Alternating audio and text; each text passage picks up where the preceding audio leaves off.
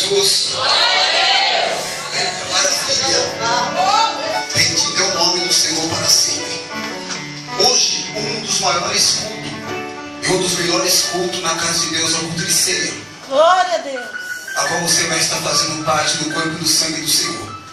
Mas antes disso, eu preciso trazer uma palavra da parte de Deus para a igreja. Carta de Paulo aos Filipenses. Abre a sua Bíblia. Bendito é o nome do Senhor. Filipenses capítulo de número 4 e o versículo de número 8. Glória a Jesus.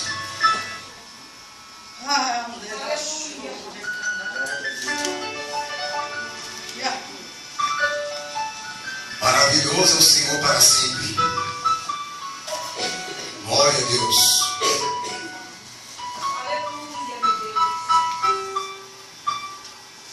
Glória a Jesus. O Espírito Santo de Deus tem falado muito comigo essa passagem bíblica.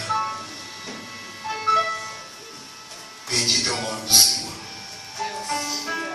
Glória a Deus. Glória a Jesus. Aleluia, Jesus. Quando se encontraram, dão glória a Deus. Glória a Deus. Aleluia. Filipenses capítulo de número 4 é o versículo de número 8. Está escrito: quanto ao mais, irmãos, tudo o que é verdadeiro, tudo o que é honesto, tudo o que é justo, tudo o que é puro, tudo o que é amável e tudo o que é de boa fama, e se há alguma virtude, e se algum louvor nisto, pensai. E você dá glória a Deus. Glória a Deus. Vamos dizer esta noite um pouco do apóstolo Paulo, missionário do Senhor na antiguidade. Uma das cartas que eu amo, e sempre costumo dizer para os membros dessa igreja que nós estamos vivendo a carta de Paulo. Para o ensinamento profundo da igreja para os dias de hoje, nós temos que se aprofundar nas cartas que seria para a igreja na face da terra. Sempre eu comento com o Cristo, evangelista Cristo, eu comento sempre com o evangelista Elielso, acerca da carta de Paulo, a qual eu amo muito, e a qual eu não tenho nenhuma dificuldade hoje de explanar essa carta. É devido a alguns estudos profundos. Quando eu começo a ler Filipenses no capítulo de número 4, ou melhor, o versículo de número 8, eu tenho uma revelação muito profunda nesse culto de ceia aqui para esta noite. Eu me faço me recordar de um homem chamado Saulo de Tarso, a qual ele perseguia a igreja do Senhor, a qual esse homem, ele colocava pessoas cativas, pessoas presas. E este mesmo homem um dia, ele pega a carta e vai ao caminho de Damasco. E essa carta ele vai se apresentar para continuar assim perseguindo o povo de Deus. Mas ao terminar dessa caminhada de Paulo, de Saulo, na beira do caminho de Damasco, ele tem agora uma visão. E essa visão que ele tem, ele rapidamente, ele cai por terra. E quando ele cai por terra, ele escuta uma voz que vem dizendo: Saulo, Saulo, por que tu me persegue? E agora ele vem dizendo: és tu, Senhor? E o Senhor fala para ele: sou eu mesmo a quem você está perseguindo. Duro é você querer combater comigo os aguilhões. Saulo, ele cai do cavalo e ele fica cego. A Bíblia diz que ele ficou 3 dias e 3 noites. Ele não comeu, ele não bebeu e ficou sem visão. Mas no caminho de Damasco havia um discípulo chamado Ananias. E Ananias estava por ali, não tinha outro discípulo ali, só tinha Ananias. E agora Jesus olha para Damasco e encontra Ananias. E diz: Ananias, ele diz: eis-me aqui, Senhor. Olha, Ananias, vai até a rua de Judas e pergunta por ali por nome de Saulo. E eis que ele está orando. Ananias, ele foi segundo a palavra do Senhor Jesus. E Ananias, ele debateu com o Senhor, dizendo: Senhor, quantos males ele fez ao teu santo de Jerusalém? Quantas pessoas ele colocou em prisão? Quantas pessoas ele colocou em cadeias? Jesus falou: Ananias, não quero que você me questione nada acerca deste homem. Vai, porque ele é um vaso escolhido para mim. Assim ele ouviu aquela mensagem da parte do Senhor Jesus Cristo. Ananias, ele chega, bate na porta, e quando ele bate na porta, ele abre aquela porta. Saulo, ele está orando. Ananias, ele pega e estende suas mãos e fala: irmão Saulo, eu vim aqui mandado do Senhor Jesus Cristo, porque um certo dia você olhou com ele e você trombou com ele ali no caminho de Damasco, e você caiu por terra, mas ele me enviou até aqui para estender minhas mãos para você, e que você venha estar cheio do Espírito Santo do Senhor.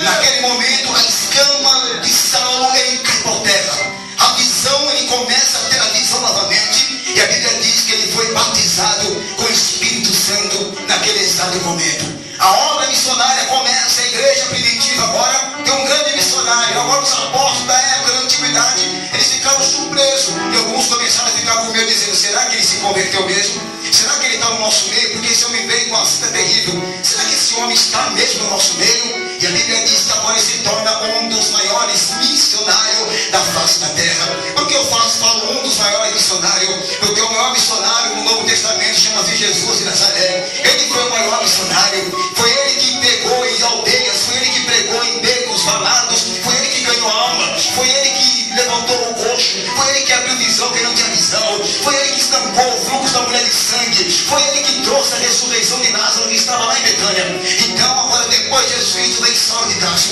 um homem que plantou muitas igrejas na região da Ásia, e foi ele que proclamou o evangelho naquela época por toda a criatura. Ele começa a ser perseguido, e a Bíblia diz que agora esse mesmo homem chamado Saulo de Tarso, ele é fundador de todas as igrejas. Uma das igrejas é a igreja que se encontra em Filipos. Quando eu comecei a estudar acerca dos filipenses, o Senhor me deu uma revelação tremenda aqui. Eu dizia: por que Saulo ele fala esse versículo no capítulo 4 e o versículo de número 8?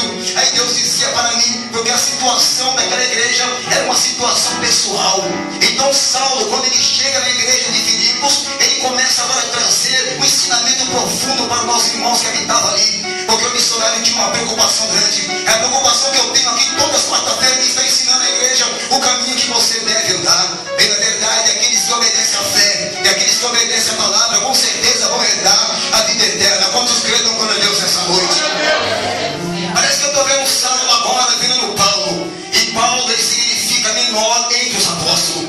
Quando a pessoa tem um título de apostolado sobre a vida dele, quando a pessoa tem um título: olha, tal fulano agora virou apóstolo, ele não tem que se agradecer, ele tem que descer e diminuir, porque o nome apóstolo significa menor entre os apóstolos. Então Paulo, ele era menor, ele não fez parte dos 12, mas ele pega mais do que os 12 discípulos que andou com o Senhor. Este homem agora está nessa igreja, uma igreja muito rica, uma igreja muito falada, uma igreja estabelecida, uma igreja que tinha, aleluia, toda a sua estrutura espiritual, porque Paulo, ele estava ensinando a igreja que habitava ali em Filipos. Na verdade, os filipenses, ele era um povo meio que não queriam receber a exortação do apóstolo Paulo, porque a exortação de Paulo não era que nem alguma exortação de hoje. A exortação dele era aquela exortação na palavra. Ele, quando ele olhava para a igreja, o Espírito Santo revelava que a igreja precisava de tomar algumas paradas, ele falava, e ele falava palavras profundas.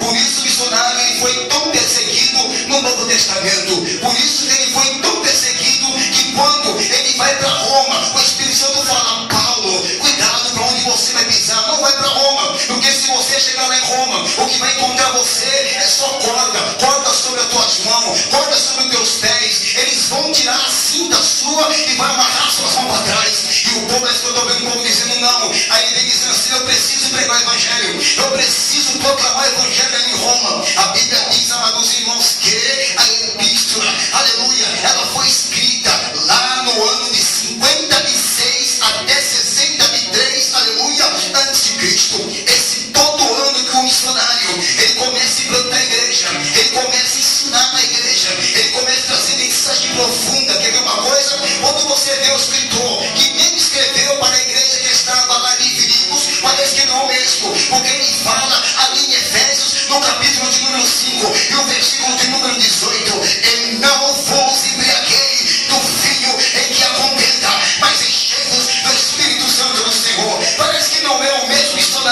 porque ele chega para a igreja, aos Coríntios, no capítulo de número 2, ele vem dizendo: amados irmãos, quando eu fui ter convosco, anunciando o evangelho de Cristo, eu não vim com palavras de sublimidade e nem de persuasivas humanas, mas eu vim em demonstração do Espírito e de poder, para que a tua fé não venha se apossar em fé de homem. A tua fé precisa estar em Jesus Cristo, nosso Senhor.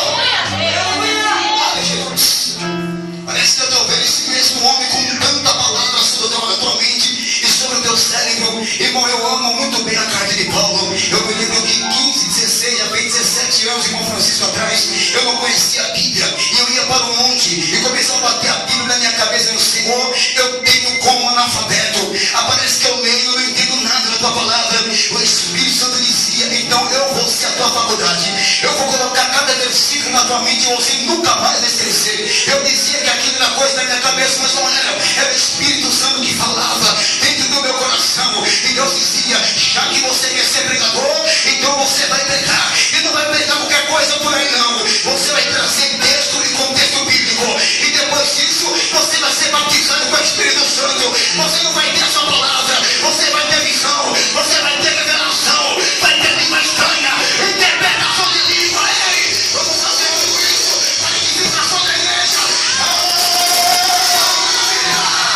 Hoje Ele deu uma palavra para você. Hoje Deus, Ele vai sacudir a tua vida. Se você crê, aplaude ao Senhor. Ele vai brincar.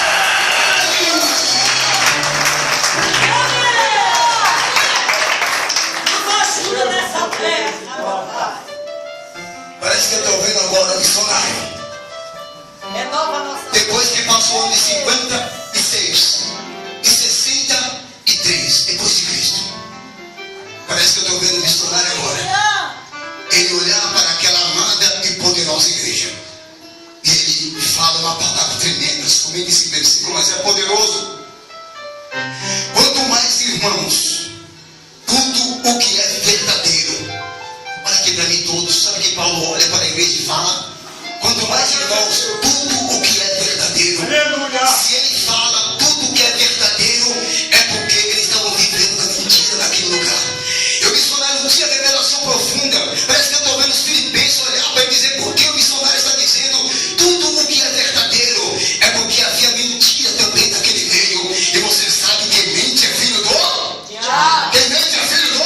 Ele é o pai da mentira. E quando Paulo ele olha para aquela igreja, ele fala: amados irmãos, tudo quanto mais o que é verdadeiro, tudo o que é honesto, é porque tinha pessoas ali que não tinham honestidade na presença do Senhor. Tinha pessoas envergonhando na presença do Senhor. Tinha pessoas trilhando a outros caminhos que não era para trilhar. O missionário, ele tinha uma palavra branda para o coração do filipenses. Deus usa a minha vida nos dias de hoje também. Está trazendo uma palavra de conforto, uma palavra de exortação sobre a tua vida. Ei, é melhor você tomar a exortação de Deus aqui do que ser pecado pelo diabo lá fora. Porque Deus, ele exorta, ele açoita o filho a qual ele ama. Quem é filho aqui nessa noite? Dá glória a Deus.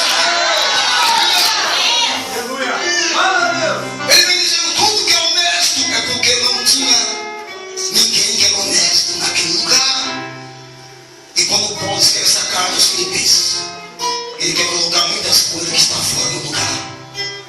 Você sabe que o profeta de Deus, quando ele começa a receber revelações da parte do Senhor, o Senhor vai mostrando acerca da sua poderosa palavra. E parece que eu estou vendo aqui, e ele não para por aí. Parece que eu estou vendo os Filipenses dizendo: mas será que ele vai parar por aí? Ele não para. Ele vem dizendo: tudo o que é justo, é porque tinha pessoas injustas naquele lugar. Bem, na verdade, tudo o que é justo, ele vem dizendo, é tudo o que é puro. Por que ele fala tudo que é puro? É porque tinha pessoas impuras também naquele lugar. Aí você fala: misericórdia, o pastor, hoje é dia de ceia. Porque essa mensagem é justamente porque é dia de ceia. Porque Deus, ele não habita em templo feito por um monte de homens. Deus, ele não habita em templo sujo. Deus, ele não habita em templo de qualquer jeito e nem de qualquer maneira. Aí você fala: misericórdia, pastor, faz tempo que o Senhor não traz uma mensagem dessa. Por isso mesmo que eu trago nessa noite de ceia. A ceia do Senhor não pode ser tomada de qualquer jeito e nem de qualquer maneira. A ceia do Senhor tem que ter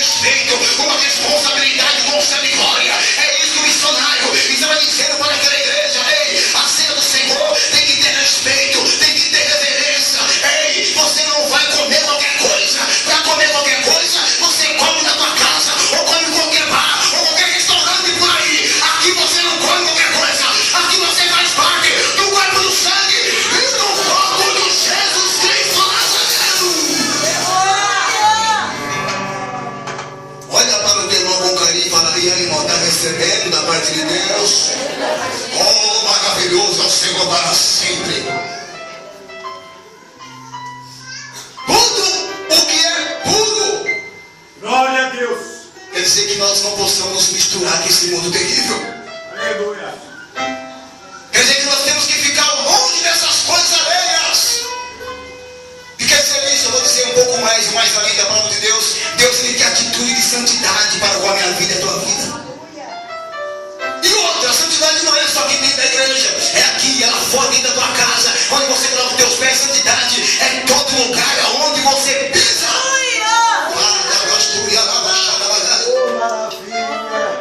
Ele me dizendo tudo o que é puro e tudo o que é amável.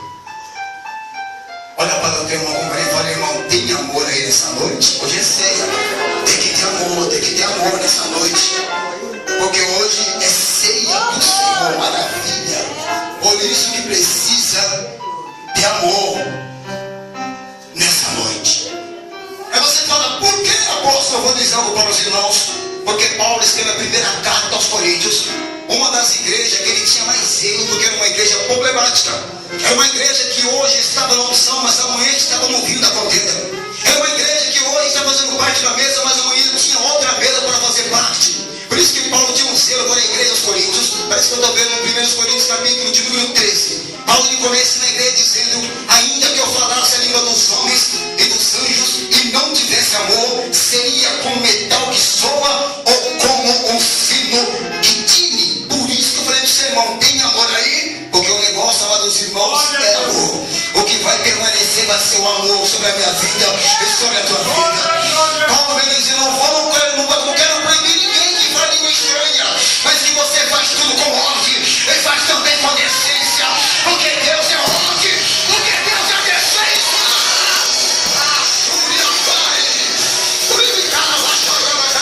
Ele é ordem, ele é decência, ele é santo, ele é soberano para sempre. Se você crê, pelo amor de Deus, aplauda o nome dele. Ele é soberano.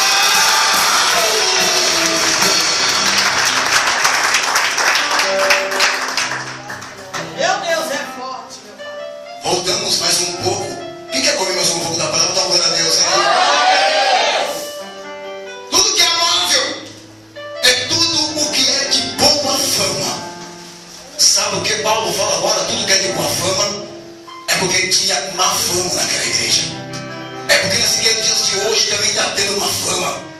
É porque hoje os crentes, nos dias de hoje, ele quer ser chantageado por fama aí fora.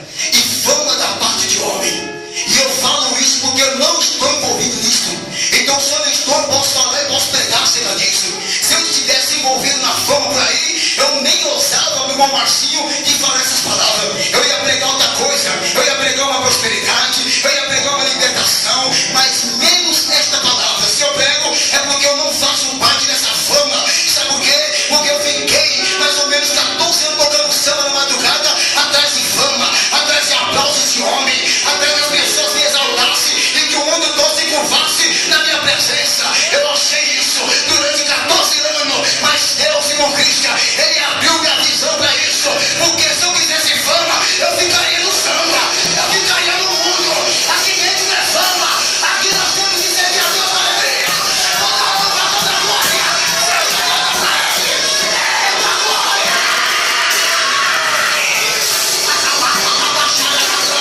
Eu não quero fama. Deus seja louvado. Deixa uma palavra para os amados irmãos. Cuidado com a fama. Cuidado com a fama, porque isso vai acabar com você. Glória a Deus. A fama tira a unção do homem. A fama tira a comunhão do homem com Deus. Porque vai chegar tempo que aqueles que são tão famosos, você pode perceber isso no mundo. Você pode ver que no mundo tem pessoas tão famosas, mas tão famosas.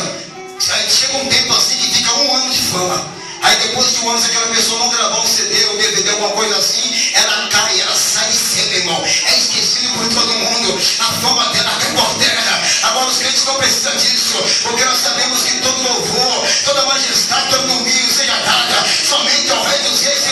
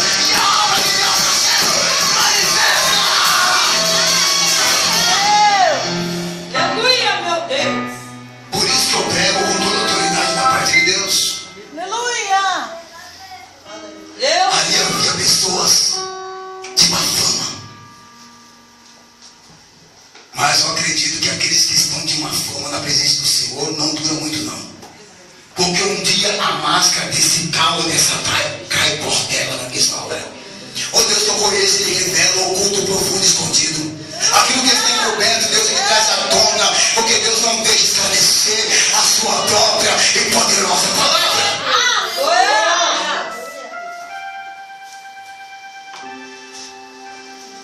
Todo que é de boa fama, e se há alguma virtude, o apóstolo vem dizendo, e se há algum louvor nisto, pensai. Agora ele termina esse versículo e deixa um ponto na mente dos crentes que estavam em Filipos, que seriam os filipenses. Parece que eu estou vendo, depois que ele termina essa pregação, essa palavra, os crentes agora começam a dizer, peraí, se eu estou fazendo alguma coisa errada, eu preciso me consertar, porque a palavra vem de encontro ao nosso coração. Hoje é o culto de ceia, e nós temos que nos analisar nós mesmos. Ei, olha aqui para mim, o teu irmão da esquerda, ele não tem que viver nada da tua vida do jeito que você está, e nem seu irmão da esquerda e da direita pode ver o irmão que está na esquerda do jeito que você se encontra. A Bíblia diz que mesmo o apóstolo Paulo escreve a carta aos Coríntios, dizendo, examine-se, pois, o homem a si mesmo. Então é você que vai examinar a tua vida. É eu aqui no altar e Deus que eu vou examinar a minha vida também. Porque a palavra aprendi algo com os pregadores, e não é pregadores que chegou agora, é pregadores de 15, 30, mais ou menos 20 anos atrás.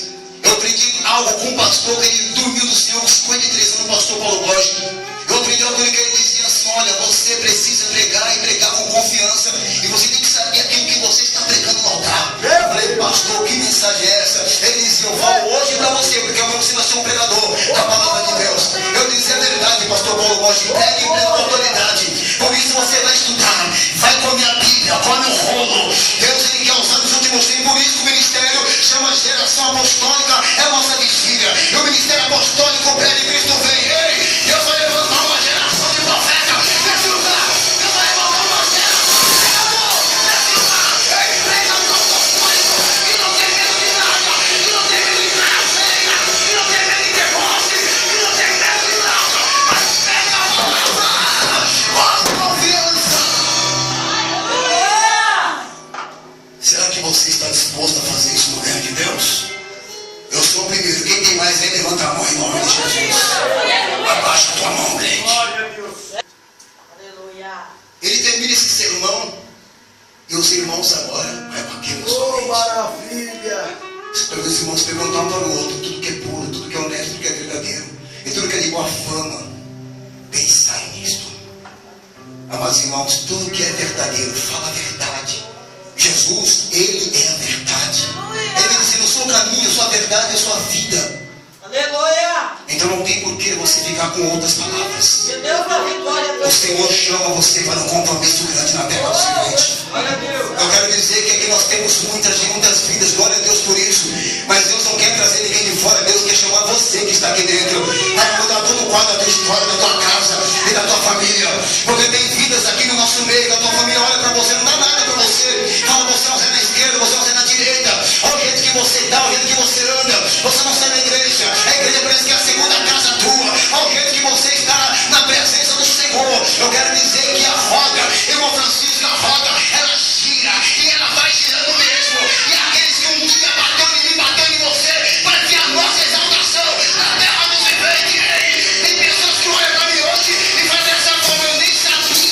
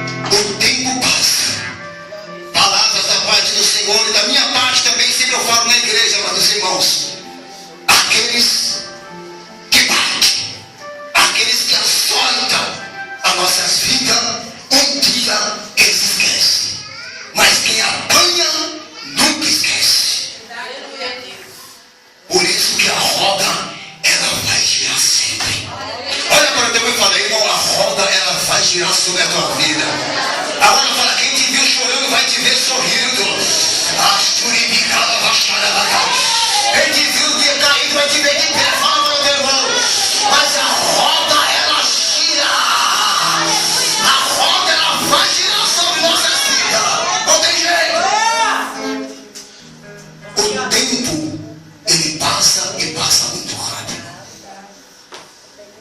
E aqueles que têm comunhão com Deus, aproveitem essa comunhão e busquem. Pelo amor de Deus, não fique estacionado não. Aleluia. Busca. Se aprofunda na oração. Hoje é ceia. Se aprofunda no jejum, na consagração. Porque quando você pegar o microfone, você vai dar com toda a confiança. E ninguém vai calar a tua boca. Porque você está debaixo da unção divina da parte do Senhor. Você vai estar debaixo da autoridade da parte de Deus, amados irmãos. E ninguém vai ligar você onde você passar. A virtude do Espírito Santo vai passar com você. Aonde você caminhar, Jesus Cristo vai caminhar com você. Quando passar pelas águas, irmão, ele vai passar com você. E pelo fogo não vai se queimar. E nem chama arderá em ti. Ele vai passar contigo. Aleluia, meu Deus. Aleluia. Palavras da parte do Senhor Jesus Cristo. Aleluia. Bendito é o nome do Senhor para sempre. E Deus, Ele tem plano e promessa de levantar vidas aqui como pregadores do Evangelho. Glória. Deus vai levantar líderes aqui neste lugar. Vamos crer da glória a Deus em nome de Jesus. Deus, Ele vai mudar a história de vidas aqui. Quando eu começo a ver aqui o Felipe pregando a palavra de Deus, esse jovem abençoado, quando eu vejo às vezes o Gabriel tendo alguma saudação e a baterista, mas de vez em quando ele dá alguma saudação na palavra, que é meu filho, o meu coração se alegra. Quando eu vejo o Valdemar, jovem também, que é meu genro, pregando a palavra de Deus, quando eu vejo alguns jovens aqui que já estão no caminho de pregar, que é o nosso evangelista Cristo, que é jovem, tem Elcio, eu falo, meu Deus, olha o que o Senhor tem colocado aqui nesse lugar. Quando eu vejo o Márcio Olive louvando a Deus com toda a garra, daqui a pouco ele vai louvar com toda a virtude na presença de Deus, eu falo, Deus, olha o que o Senhor está fazendo aqui nesse ministério. Ei, muitos ficam sem entender o que Deus está fazendo aqui, irmão. Sabe o que é isso? É o ministério apostólico que Deus quer crescer na terra dos eventos. Ei, Deus, Ele vai fazer isso multiplicar.